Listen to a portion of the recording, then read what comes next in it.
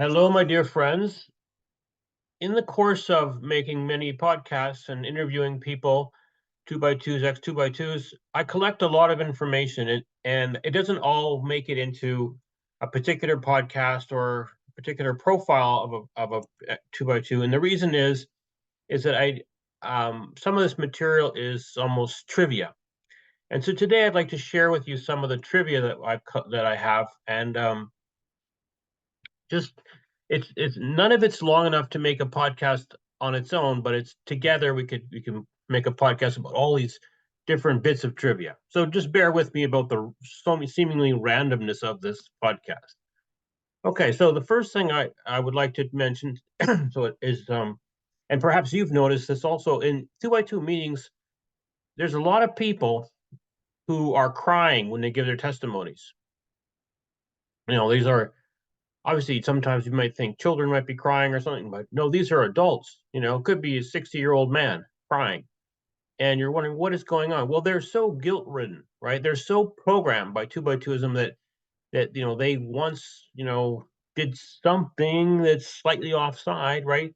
Like maybe they went into the pool hall or went into the billiards, or if it's a woman, maybe she wore pants that week, or something like that. And they're so wrought with guilt, and they that they're so concerned about their salvation because they committed this one little infraction.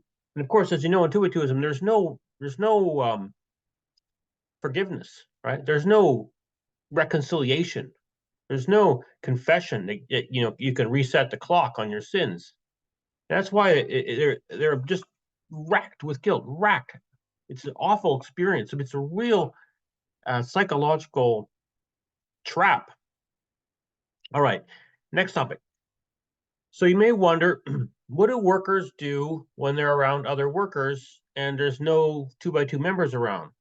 Well, I have some inside information about that, and they like to get it on, sexually, that is. They are orgies, in fact, and they will go in some. We've heard many stories about these workers going to a town where they know there are no two by two members around, so there's no chance of them being spotted, and renting a hotel room or rooms or whatever, and get having an orgy. Right? There'll be 10 or so these ministers, mix of male and female.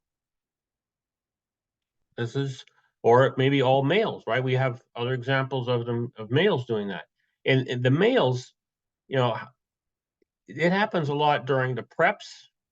I mean, sorry, the homosexuality of the males and even with homosexual females happens during the preps for conventions. They are that's because it's a great access, right? It's easy access because it's all the sex segregated housing that they have on it's semi-private or private housing on the convention grounds.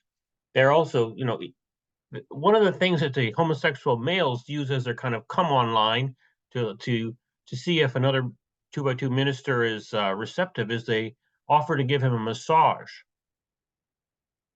Of course, it's a massage from behind, right? So this is a this stuff is frequent. This is not some obscure obscure events. This happens frequently.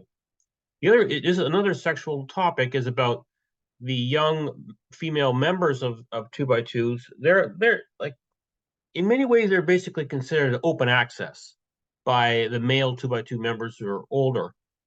Could be obviously ministers, but elders and stuff like even just regular members. They're looking at these younger two by two post-pubescent girls as open access. And to the point, I've heard stories where some of these girls will be home from school, home from high school because they're home alone. And what do you know? Some two by two man will come over to check on them to make sure everything's okay. And his real purpose is, of course, to rape them. And he does. So there's no one to resist.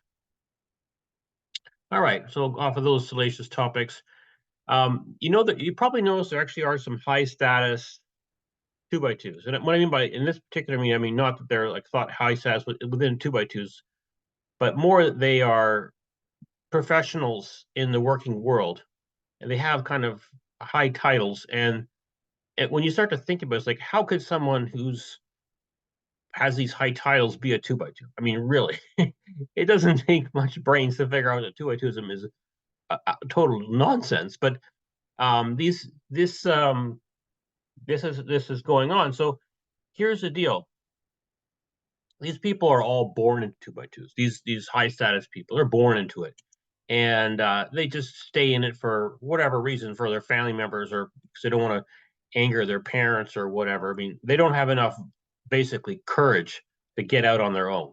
They'd rather go with the flow. And even though everything they've learned in life from their career tells them this is a total nonsense thing, the 2x2s, they maintain this cognitive dissonance in their head, right?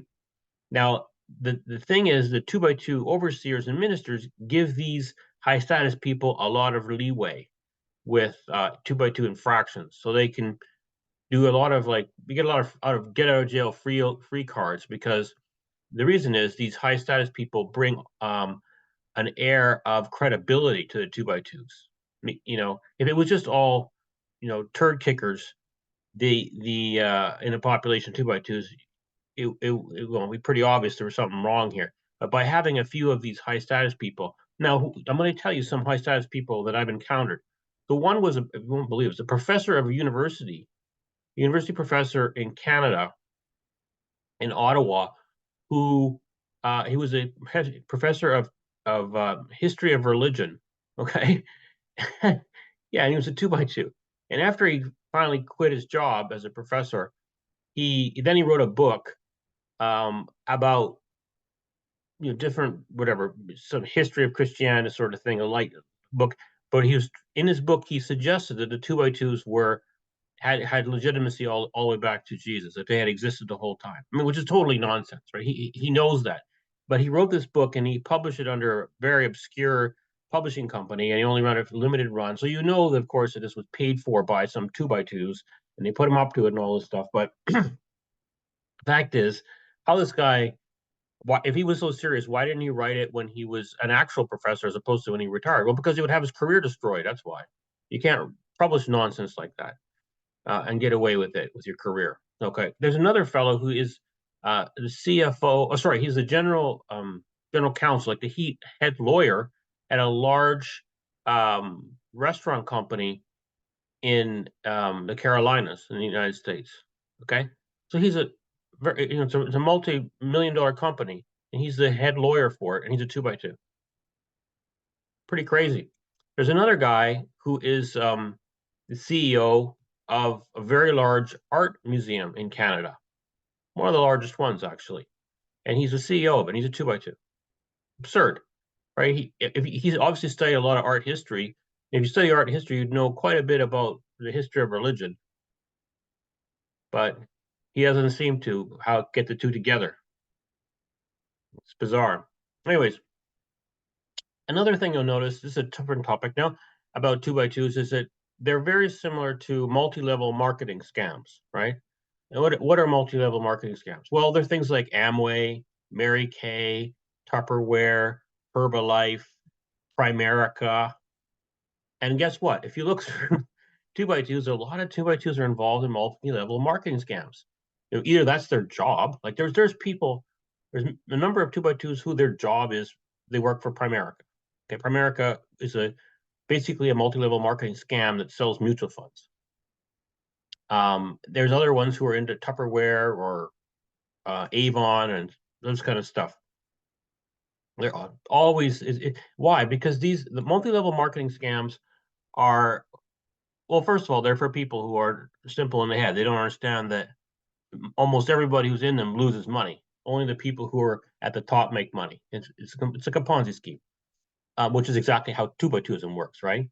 And the other thing is that most of the marketing, they have a lot of these pep rallies and just keep you run off your feet with meetings and stuff like that, which is exactly like 2x2ism, right? Constantly making you feel like you're in the doing it in the right way, the right way, the right way.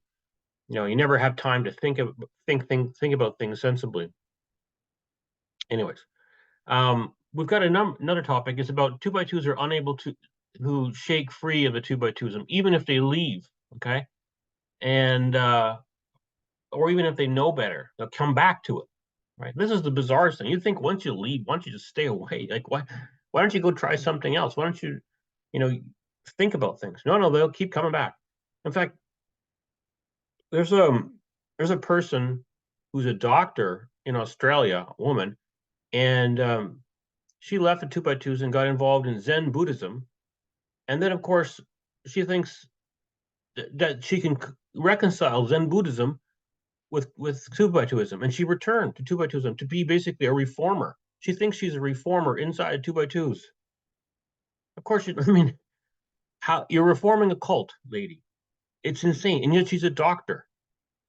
The cognitive dissonance here is like out of control. Is a joke, right? This person is totally confused person and totally indoctrinated, doesn't understand up from down.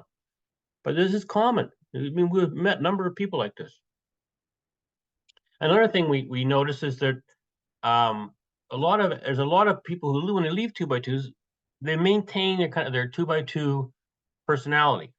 Okay, or I should say, their unrepressed two by two personality comes to the fourth. Okay, when you're in two by twos, I mean, everything's repressed, right? You're not allowed to really express yourself in an open way.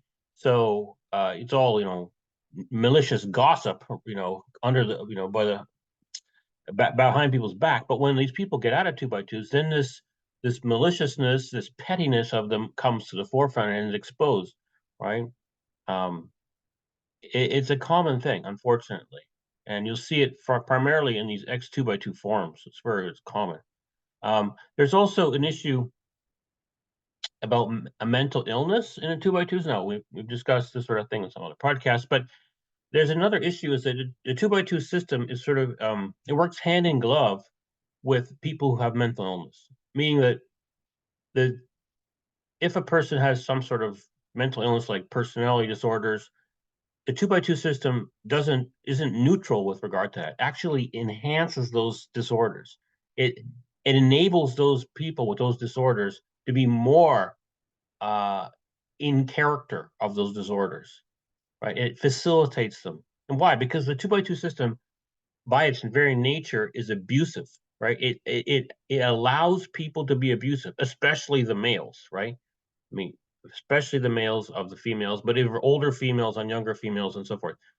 And the controlling aspect of it, right? So if a person has its controlling part of their personality, which is abusive, and part of a personality disorder, that gets enhanced in two by two. They're basically given carte blanche. They're given, being told that that is the optimal way to behave, as opposed to trying to get them to refrain from doing that. So that's why there's a huge number of people in two by twos who have mental illness.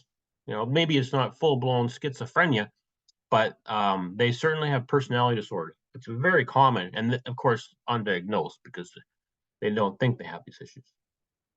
Another issue we come across a lot is the issue of lost identity. Okay, so the thing is, when you're in two by twos, you have a life of prescribed rules. Who you can fraternize with, what you can do as a career, where you can go. Basically how you can look. Everything about your life is controlled. Okay, so you don't really have you don't have an identity of your own. It's all you're a drone, basically a drone. And that's why when you talk to two by twos, it's like talking drones, right? They don't even make sense half the time about anything. So the because they're not ever allowed to build their own personality.